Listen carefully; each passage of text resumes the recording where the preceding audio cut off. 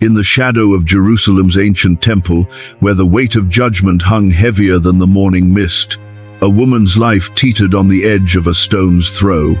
It was dawn, and Jesus sat teaching amid the clamor of pilgrims and scholars, his words weaving threads of hope into weary hearts. But evil lurked in the guise of righteousness, ready to ensnare both the teacher and the taught. This is the tale of mercy triumphing over malice, a story that echoes through eternity, the woman caught in adultery. The sun had barely crested the hills when the Pharisees burst into the temple court, dragging a trembling woman before the crowd. Her name was Miriam, though in that moment she was reduced to the adulterous.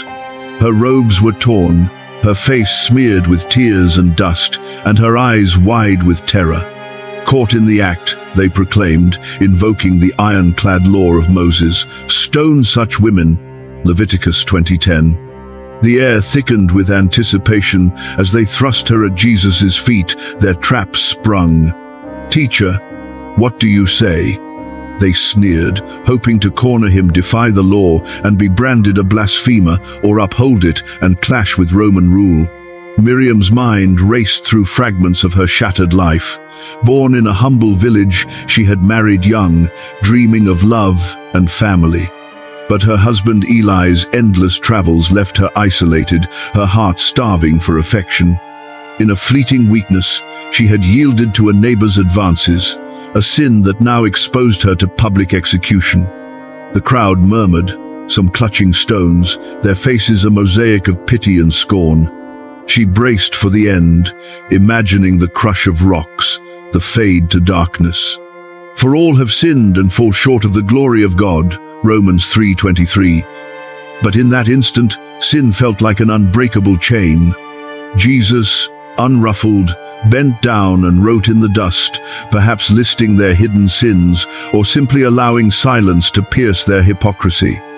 The Pharisees pressed, voices rising like a storm. Straightening, he delivered words that shattered their facade. "Let him who is without sin among you be the first to throw a stone at her."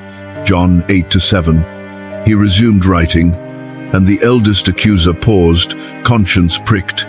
Had he not harbored envy, cheated in dealings?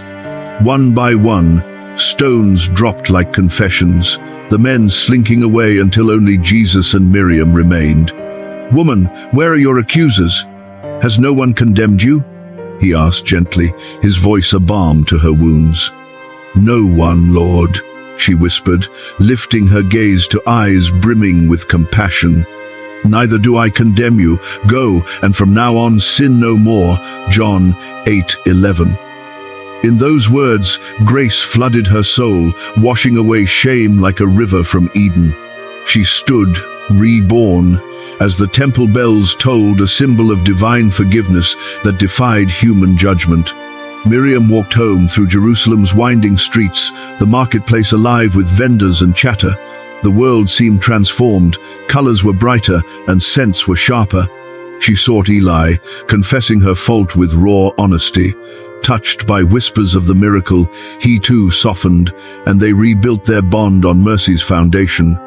Be kind to one another, tender-hearted, forgiving one another, as God in Christ forgave you, Ephesians 4:32. Joining the fledgling followers of Jesus, Miriam shared her story, inspiring the broken. There is therefore now no condemnation for those who are in Christ Jesus, Romans 8:1.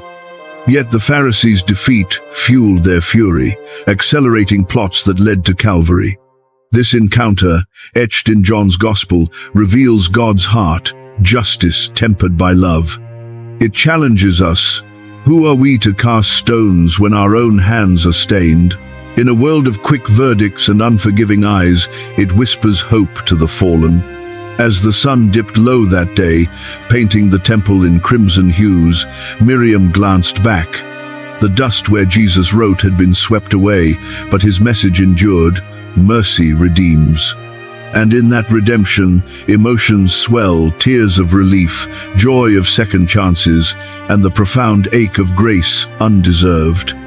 For if God spares the guilty, who can stand condemned? The Lord is gracious and merciful, slow to anger, and abounding in steadfast love. Psalm 145:8. Let this story stir your soul, urging you toward compassion in a stone-throwing age.